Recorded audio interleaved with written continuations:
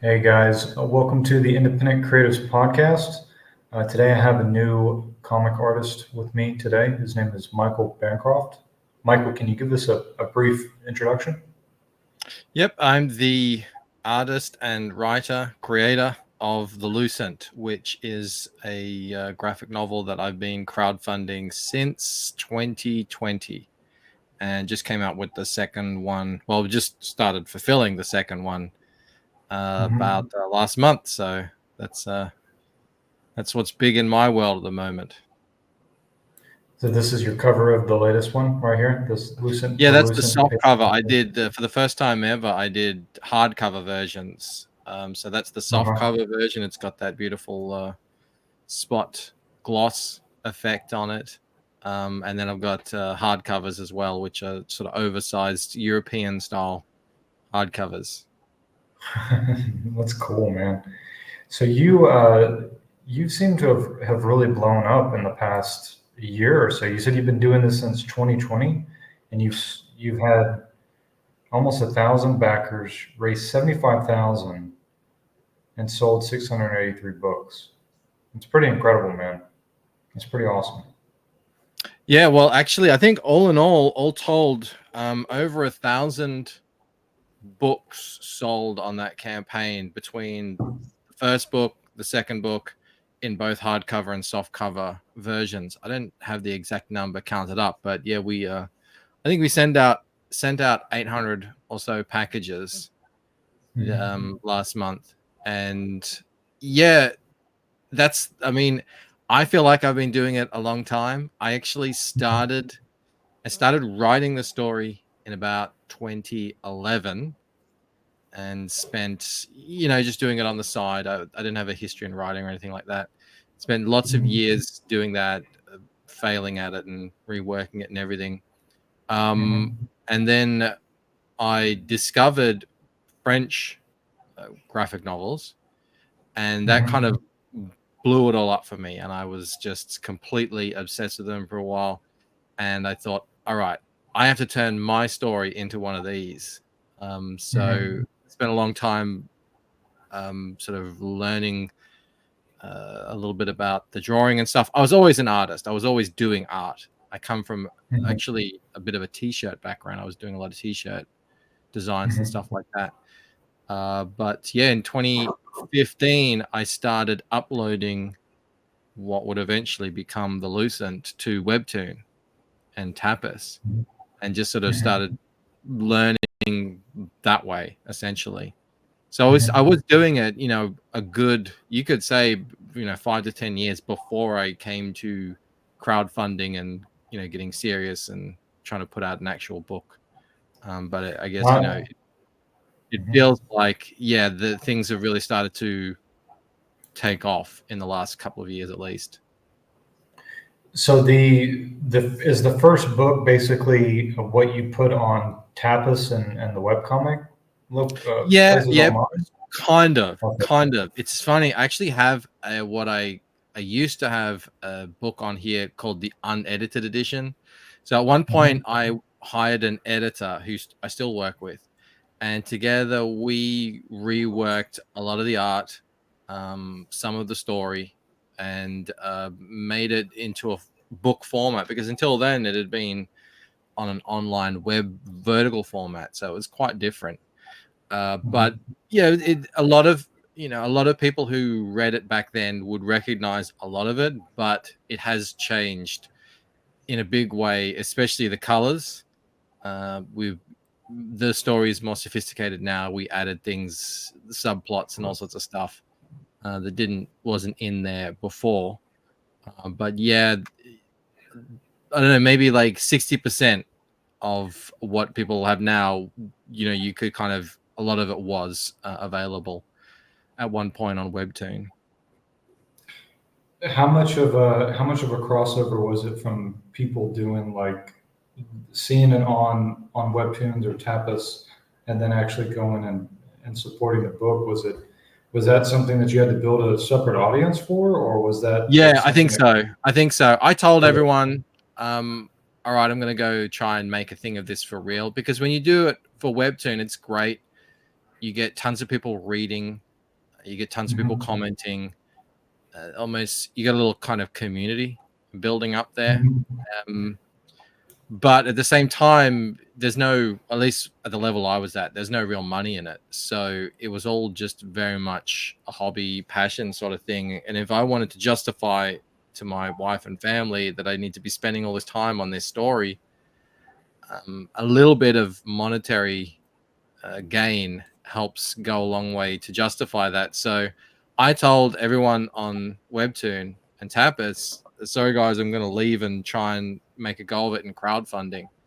And some of them came over, but I don't think it was a terrible, I think it was a huge number. I think it was, probably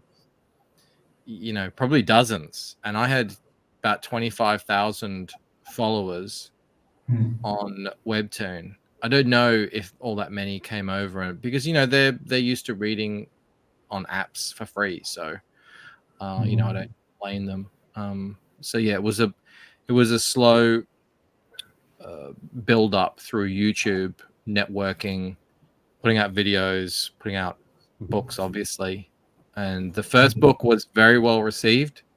Once people understood what kind of book it was, then it was very well received. And then that sort of word of mouth has carried through to the second one. So what is your elevator pitch for the book? Like, how would you explain it? Because I do see that it definitely does have like a French influence. Mm-hmm. I get when you said that French comics were an inspiration to you. Yeah, honestly, I expected you to be a French comic artist when I saw this cover here, this like these statues here with this lone figure standing with it, because it does remind me of, it seems like um, every country kind of has their own, like, you look at like American comics, and obviously you can have the full spectrum, right, from superhero to like slice of life type stuff, and the same thing in Japan and French and whatnot, or in France and whatnot. But um, I knew it. I had a feeling that your stuff wasn't that you were not from the States, because it didn't feel like something that came from somebody from the States. You know what I mean? Like, it's Yeah, not. absolutely. It doesn't seem superhero oriented at all. It seems No, like, and I grew up with that stuff. I got yeah. into comics when I was a kid. It was really popular back then. The X-Men cartoon was massive. Image had just started, so I grew up with all that, but I kind of grew out of it a little bit, and also the industry sort of, it was on a rocky footing, especially here in Australia. Things got more expensive, so it's not that I was against any of that. It's just not what I was interested in anymore. I kept up with it a little bit over the years, but it wasn't until I came across the French books, I had no idea that kind of graphic storytelling even existed, that there are these books where, yeah, it's not about superheroes, it's about, I mean, it's as wide as you can imagine, the different kinds of things it's about. You've got westerns, you've got space, you've got everything in between, horror and everything. So I found that, and I was like, wow, this looks like what I see in my head when I think of my story. And so I just kind of dove right into those. And yeah, you're absolutely right. A lot of those French bande dessinées, they have a really nice painted cover, even if it's not that kind of art on the inside. They did like a special cover for their art, for their books. So I wanted to do that. It took a long time to actually get to the point where I could afford and make it viable with an audience large enough to put out a hardcover. But getting there, that's what I did. It was always going to be that way. As for an elevator pitch for the book, I'm notoriously terrible with that.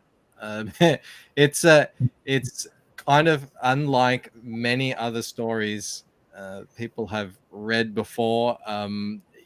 It spans across so many different time frames and places and things like that. But essentially, at its core, you just sort of imagine a world where people can perform really like out their abilities the same as you can do in your dreams, but in the real world. what would that world look like? How would it evolve throughout time? If that helps Mhm. at all, I don't know. I'm usually terrible at the people are better at an elevator pitch for my book than I am for it. And I was like, I'm gonna steal that one day, but I never remember to memorize what they come up. Well, that is a definitely an interesting premise, and it definitely catches my attention, specifically because it's not superhero oriented. Um, Yeah, and it's still fantastical. There's still, yeah. outside of reality things taking place. But yeah, you're right. In my world, well, in this world that I've crafted, I'm trying to keep it as grounded as I can, because then I feel like the fantastical elements just seem so much more of a sort of, have that much more impact. So, in my world, if you were to realize that you have these extraordinary abilities, the first thing you would do, I don't know, like something that you wouldn't do is you wouldn't say, all right, now I'm going to come up with a cool name for myself, create a cool costume, and go out and fight crime. Like, that's probably the last thing you would do. First and foremost, you would think, well, I mean, this is weird. This is potentially dangerous. It could get me into a lot of trouble legally. There's all sorts of things. And there's that, and then there's also, in this world, this has existed since the dawn of civilization, so you can imagine there's some, ancient secret orders that have sort of come up around all this, and that's very much a big part of what's in the story. Yeah, that's an interesting idea. So people have the ability to change and manipulate reality in a way as if they were in a lucid dream. Is that kind of what you're getting at? Something similar, yes, yes. And it Okay. it it, it sort of manifests itself much in the way that in real life, I mean, Hmm. you and I walk around on the same planet as who's Usain Bolt and Michael Jordan and all these, but we can't do anything Hmm. close to what they can do. Well, in this world as well, it's sort of similar. There are some people who are pretty, mundane at what they can tap into, and then there are others who are almost godlike in, what they can do. Yeah, man, that actually overlaps really closely with the stuff it is that I talk about in my book. I didn't get a chance to send you my stuff, but I'm adapting short stories from Philip K. Dick, and I don't Hmm. know if you've ever read any of his stuff, but he's very much he's the guy who wrote the book that Blade Runner is based off of, or Minority Oh, Report, yep, yep. and yeah, so he's very much of the mind of like every person lives in their own version of reality, and that reality is basically tailored to them. He's very much like a simulation guy, and yeah, I find that to be pretty interesting material to draw on for making comics or making these fictional worlds, because you can kind of go anywhere with it, and it's something that immediately grabs people's attention, because it does seem like reality is not this static thing that we Hmm. thought it was. Especially now, like with the way that AI and stuff is just like coming online, and it's just we're just seeing reality just get switched around so much. Like if you think just in terms of like our lifetime compared to somebody that lived like four generations ago, when somebody who lived like 400 years ago, 300 years ago, whenever they were born and whenever they died, the world kind of looked the same Yep, for the most part. Like it wasn't that different. yep. But now it's like there's everything has changed so much just in our lifetimes, just in the last like 10, 20 years. Like how many times have things like changed? We've seen the internet blow up, and then now we're seeing AI blow up, you know? It's so It's funny that you bring that up, because that is a important element of the story as well. You're exactly right. Everything is changing so quickly, and it's getting quicker and quicker. I remember when I was first thinking about, my story, and I was worried, like, this could be a plot hole. If someone were to, say, film someone doing something extraordinary, it would be global news. And I thought, not anymore. I mean, Mhm. imagine if you saw someone, I don't know, flying through the air on a handheld video that got Mhm. posted to Twitter. You would just say, oh, that's fake. Yeah. You know, it doesn't, you say, all this stuff like can just completely fly under the radar now. And that's only been in the last 5 or so years. But yeah, in this story, there's certain characters who are extraordinarily long lived, and um, the pace of change at this current time that we're alive is actually a major catalyst of why they feel they're pushed to kind of clamp down a lot harder than they previously had, just because everything is changing so quickly now. Uh, it is just a reality of life in the 21st century. Yeah.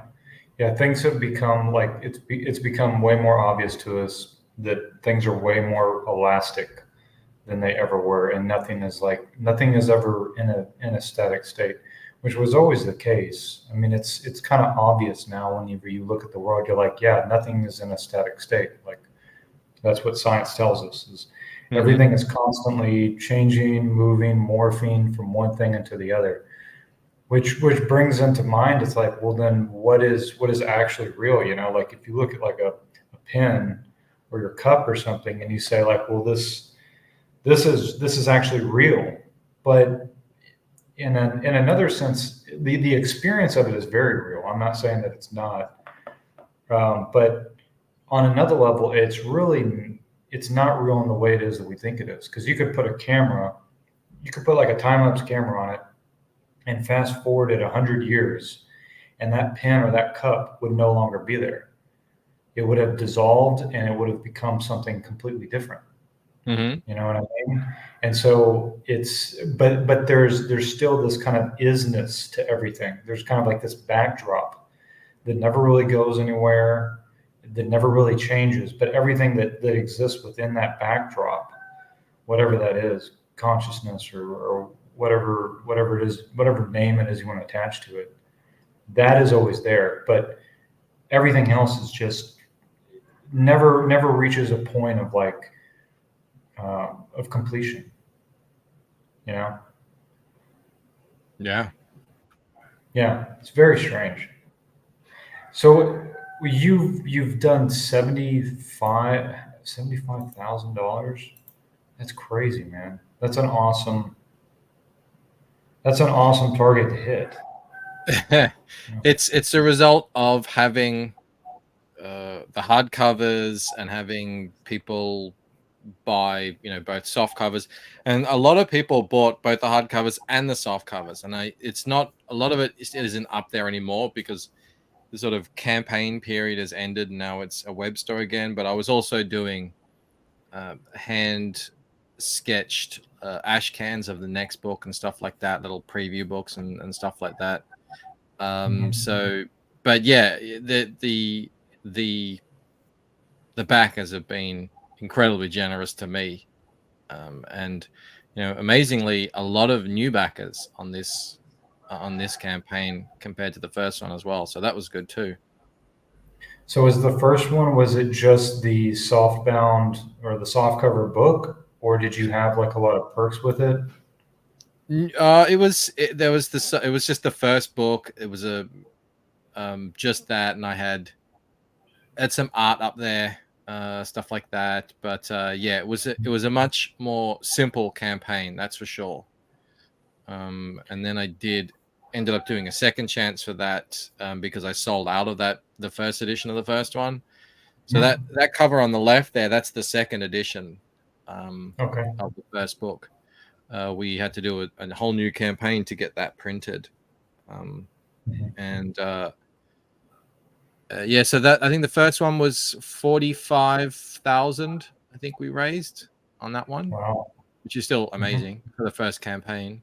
Yeah. And I think ended up all told sold about 1,100 books on that one. Mhm. So yeah, but that was over I think a couple of years. So the current incarnation of the book has been something that you've been doing since 2020. Yeah, both books. Yeah, yeah. I mean, Okay. this actual book, I started working on it in earnest. Formatting it, adding pages, and make sure everything was good, and I had to recolor the whole thing. About Mhm. I don't know, maybe a third of the art I had from the old webtoon days. Again, it had to be reformatted and reworked and added and stuff like that. But yeah, since about 2022 ish. So it took me a good 2 years. It's a long book. It's 100-page book. I'm not going to do that again. It's too long, I think, for one go. I'm going to try and get it down to 60 pages on the next one. That's what the first Okay. one was, 60 pages as well. But there was just the way the story is structured. This book represents the ending of the first act for the complete kind of Lucent arc. Mhm. So there was a lot I needed to make sure was there before the story can really start running. Mm. And so I just said, look, I have to get it all in there, and that was 100 pages worth, which is massive. So it took about 2 years to rework stuff and to like clean up and make it at 100 pages. That's how long it was. Yeah, I mean there was still I don't know 40 odd pages left to do.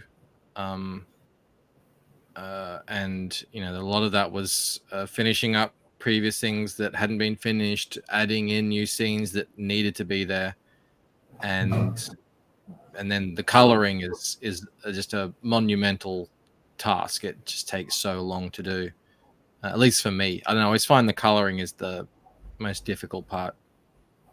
So are you doing all this? I did see you had some traditional inks, like this cover is traditional inked. Is that right? I I redo it traditionally if I sell it. It's like a because I'm a digital Okay. artist, but people do Yeah. want my stuff traditionally. But Mhm. say for instance, this cover, I don't think I could make it traditionally from scratch because I'm using some pretty intense perspective there. And Yeah. at least, I mean, maybe I could do it traditionally, but no, I do all that stuff using Clip Studio Paint rulers and all that sort of stuff. Mhm. But I said, look, this piece is such a important piece. If anyone wants to buy it, I put it up for $1,500. If anyone wants to buy it, I will redraw it for you. And it sold on day one. And I was like, oh my God, you're crazy. And it took a long time. I was very meticulous with it. But it's interesting Mhm. because it's quite different how you approach it traditionally than you do digitally. Um, Mhm. and I think the end product it came out amazingly, and it's actually being sent out later today to the new owner. Nice. So whenever you did that traditionally, did you print out like your Yeah, pencils? yeah. Okay. Print it out in like a 20%, and then go over it. That's usually how I Okay. do it. That's Um, pretty smart instead of starting all over again. That yeah, would just be. yeah. No, I wouldn't do that. That's why it's like it's hand drawn art. I don't call it original art because it isn't what gets printed in the book, but Mhm. it is hand drawn art, one of a kind. Um, so yeah, that's the way I sort of make up as a digital artist. It's time consuming. I don't get to do it very often because you're kind of having to draw the same thing twice. Mhm. But I do have some backers who do like to get the traditional pieces, and Mhm. uh, so I got to make it for them. Mhm. Yeah. Yeah, so you had this book that you had started to get like some traction around, like on Webtoons and like these different online web comic stores, and then you transitioned to putting together your own book. You said that like as you were building up stuff like on YouTube, that was mostly the thing it is that you were doing was like building an audience and then networking with, I guess, like other comic creators, just like interviewing and promoting other people's books, or like Yep. what did it look like? Yeah, so in 2018, there's a big crowdfunding boom there. Comicsgate came around. That was a big thing. I decided I wanted to get involved in this new crowdfunding explosion that was taking place. So Mhm. I noticed that, yeah, a lot of the people who are most successful have YouTube channels. And that was kind of scary for me, not something I'd ever done before. And I bought all the equipment I would need to stream, but I just didn't bring myself. I couldn't bring myself to do it. I don't know, I was just too nervous or something for like a year. But then eventually I just said, no, you got to actually get out there and do it. Started making some videos. That got me up to about, I don't know, 300 or 400 subscribers. And that was at the time I launched the first book. And then the day I launched the first book, I did a live stream too. And, I turned on, I went live and there was no one watching, but I just was like, no, you got to do it. And, All that's set me on the path. And I've been live streaming ever since. Sometimes more, sometimes less, sometimes doing videos as well, sometimes doing shorts, and just growing that YouTube channel. And that's really been the biggest driver because that's where I've met a lot of people as well on YouTube, also a little bit on Twitter as well. But I think definitely the biggest driver of people to my book has been through YouTube. They've discovered it through YouTube, either through my show or being on other people's shows. And when you're on YouTube talking about comics, especially independent comics, you definitely get a lot of people who have their own comic and want to come on and talk about it as well. So that started to happen, and I started to, help others, just like I'd been helped by others before me. So, and that's still continuing to this day. Mhm. So whenever you're doing your live streaming, is that mostly you just drawing, or is that like the art share stuff it is that you do? Is that kind of how which one helped build your audience, or was it both? It's a little bit of everything. I've sort of done a bit of everything over the years. When I first came onto live streaming, it was just everyone come on, let's all just talk a bunch of junk and maybe get drunk and whatever. We'll talk comics or we'll talk movies or we'll just talk whatever. And we did that for a little while, and then I just felt like I was kind of being a little bit unproductive outside because these were hour long, these were 5 or 6 hour long streams. Jeez. And so I was like, all right, I got to get a bit more structured here. I started just doing sort of straight promo streams. They did okay for a little bit, but then I felt like people started to get a bit bored of it. So I started throwing in these topics, like let's talk about crowdfunding, let's talk about shipping, let's talk about digital comics, let's talk about whatever. And that's probably where I saw the first big growth in my channel, and probably got to about 2 or 3 thousand, maybe 4,000 subscribers. I've always grown my channel when I do videos, but videos are another thing that it takes time to do. So, Yeah. you've got to balance that out as well.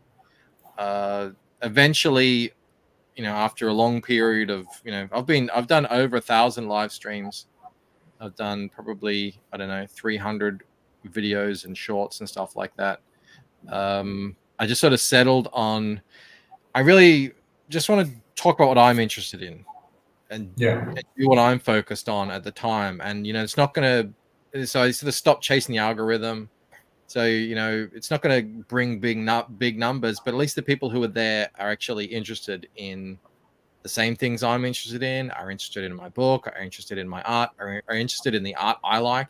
I started doing the art share because on YouTube, everyone's always fighting. There's always drama between fans and Yeah. creators and whatever's going on. And I was just like, I just want to do a show where I can just put all that aside and check out art. And it turns out a lot of other people like to watch it as well. So I love doing it. People like watching it. All right, good. Sometimes I'll do art streams, and that's a bit of hit and miss because sometimes I'm I need to do flats or whatever, which isn't very exciting, but I'll just hang with the chat and talk with them.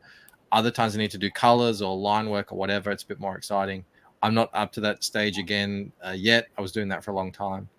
And then other shows, I'll get a book that I've read recently and just flick through it and talk a little bit about the story and what I think of it. Other times, I'll be helping someone launch their crowdfund. Because we can get 50 people or so in the chat when that happens. And a lot of people don't have their own YouTube channel, so that's a lot better than nothing. So we'll do that. We did that just the other day, and book got funded, 200% funded. So yeah. Nice.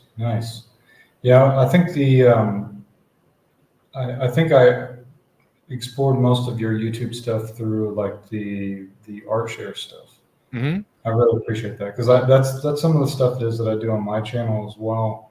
Yep. I like looking at other artists and like breaking them down and talking about like some of the things that I know technically, but then also like how they inspire me. Like before we started this, we were talking about Dave Raposa. So I'm going to bring up some of his work and like let's talk about it for a minute. Absolutely. Because I think that'd be fun. Let me pull this one down. Which, by the way, I'm going to include all your links to your book in the description box for anybody that's interested. Let me pull up my other. Yeah, so this is the IAMAG profile for Dave Raposa.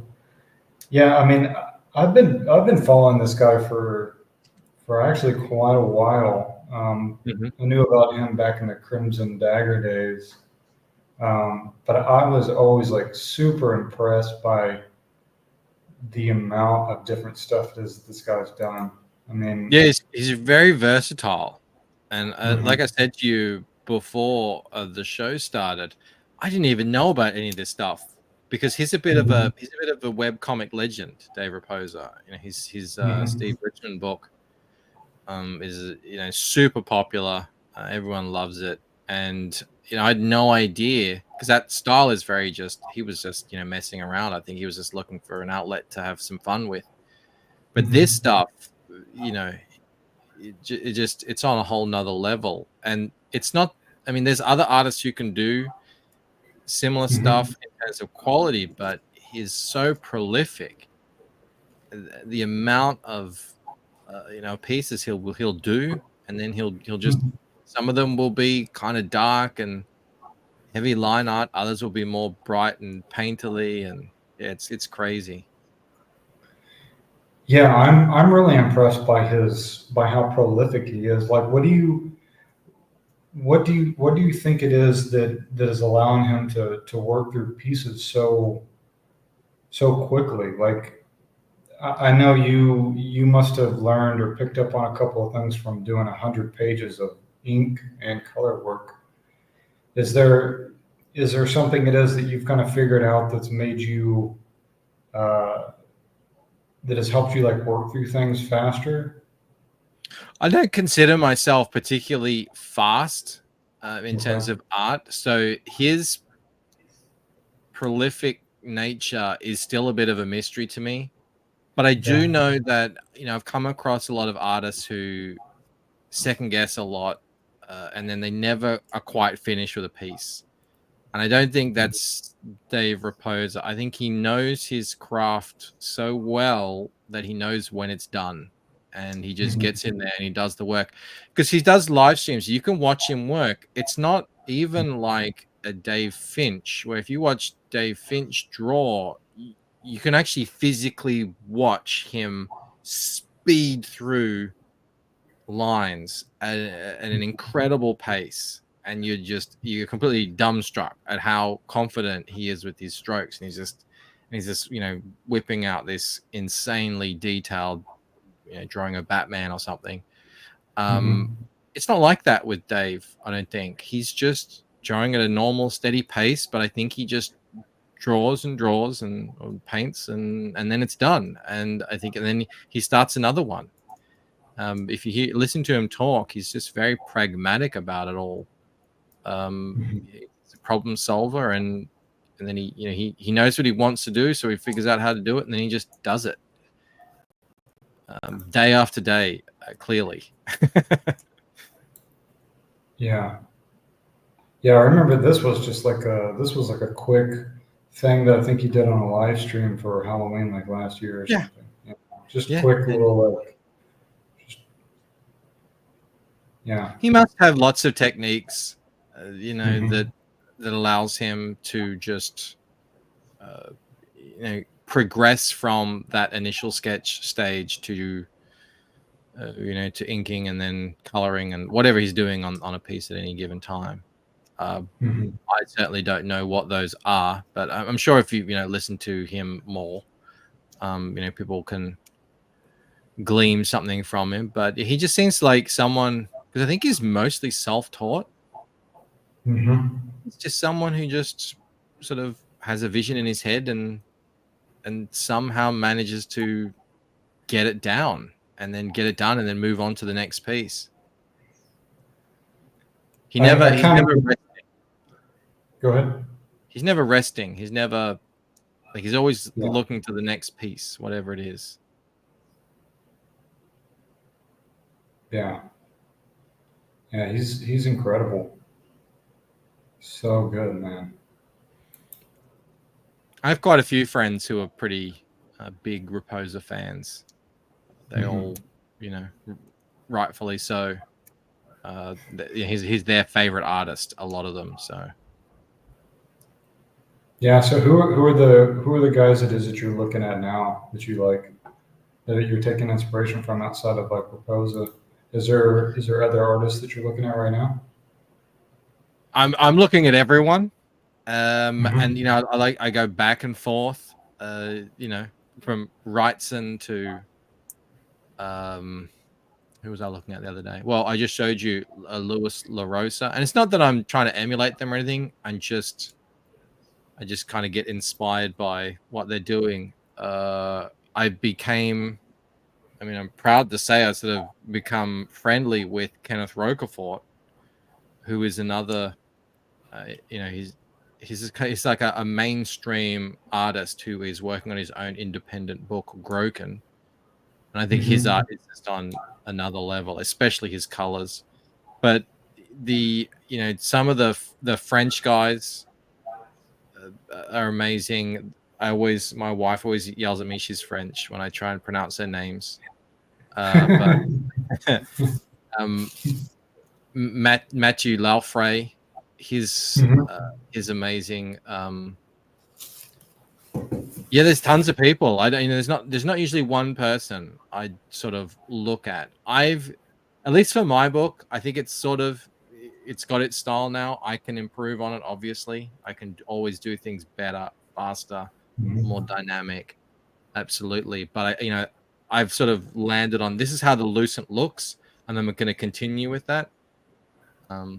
But yeah, I'll always be on the lookout for people who are doing amazing work. Yeah, definitely. Kelsey Shannon is another guy that I think is just he's just done a book. He's just released a book with Mike Barron called Nexus, Okay. and I haven't received mine yet, but I hear it's on the way. And yeah, I think his work is just becoming insanely good. His caricatures, his colors, yeah, he's a pure cartoonist, and Okay. Yeah, I think he's I've come also across. a huge fan of the Euro books as well. Yeah, I think I've come across this guy's work before. Yeah, yeah. Yeah, it's And really nice. I always thought he was this good. I didn't realize, but I look back Mhm. at some of his work from 5 or 6 years ago. It is not as good as it is now. So he is improved, as good as he was back then. He's gotten so much better now. Now he's like, to me, he's one of the top guys out there. Again, a very different style though. Yeah. Louis But he's LaRosa. versatile too. He'll do traditional watercolors. He'll do Uh-huh. digital colors. He will do inks, whatever. So was being a comic artist always the thing it is that you wanted to do? Was that always like? When I was a kid, I did. That was what I Yeah. wanted to be when I was a kid, but not since I was 14. I sort of put that aside, along with comics entirely. And I always kept up the art, but Uh-huh. I never really I saw a path. This was all like the internet was just brand new at this time. So Hmm. there was no path to becoming an artist that I could see. There was no forums, there were no places you could put, it just wasn't a thing. So, you just do art on your own and you stick it in a drawer and that's it. And it wasn't like there was a scene here in Australia that I could get into that didn't even exist. So I just sort of put that to the side. And, I didn't even really think of myself primarily as an artist as much as I love art and appreciate it. And that's what I spend most of my time doing. I always think more I'm telling a story and I have to create the art to serve the story. So, if I wasn't doing my book, I don't think I would be doing other people's comics. I'd be doing something Yeah. else. Probably writing a novel or something else like that. Yeah. Yeah. So you're more of a writer that draws. That's the way That's that how I you. see myself. Even if most people don't see me that way, which is understandable because they know me mostly from the art. That's the big draw card in comics. That's what gets eyeballs on what you're doing. But that's how I see myself. Yeah. Yeah, that makes sense. And that also connects with what you were saying earlier, because I kind of get the impression that were you I get the impression that you never really did like the fan art thing. Is that the case? Were you like ever somebody who was like, oh, okay, I'm going to build my name by doing fan art, I kind of like the way I tried guys my do? hand at it a couple of times, but it Yeah. wasn't something I ever stuck with. I think I did it 3 or 4 times. I didn't Hmm. spend much time on it, and it got hardly any response. I don't think I got any followers from it. Yeah. Yeah. Totally. Cool, man. Well, I appreciate you coming on and chatting with me. What do you have next in the pipeline? Like the second book is done, and so you're just kind of doing fulfillment for it. So fulfillment is all done. The books like we are still shipping out orders though, so I overprinted. I got tons of soft covers. I have a few hard covers left to sell. It's operating much like a web store now, essentially the site. So at the moment, I have commissioned, and we're almost completely finished on the line art for a side book set in the same universe. It's a Lucent book, but it's drawn by another artist, Rod Looper, and I'm going to do the colors on it. That's the next thing that's what I'm currently doing right now. So then that's going to be in the future, and that'll be more of a comic book. That's a 32-page comic, not a big 100-page graphic novel thing. And alongside that, yep, I'm working on the next books for in the main series, but they're a little while off at the moment because they're really in the layout stage. Okay, cool, man. Well, like I said, I appreciate you coming on and chatting with me. I'm going to include all your links to your social media and to your into lucent.com down in the description for those that want to check out the book. And I guess we'll go ahead and wrap it up here because I don't want to take up too much of your time. But Thanks. yeah, this was a fun chat. It was nice to meet you, man. You too. Cool, man. All right, thank you guys for watching my podcast. Take care.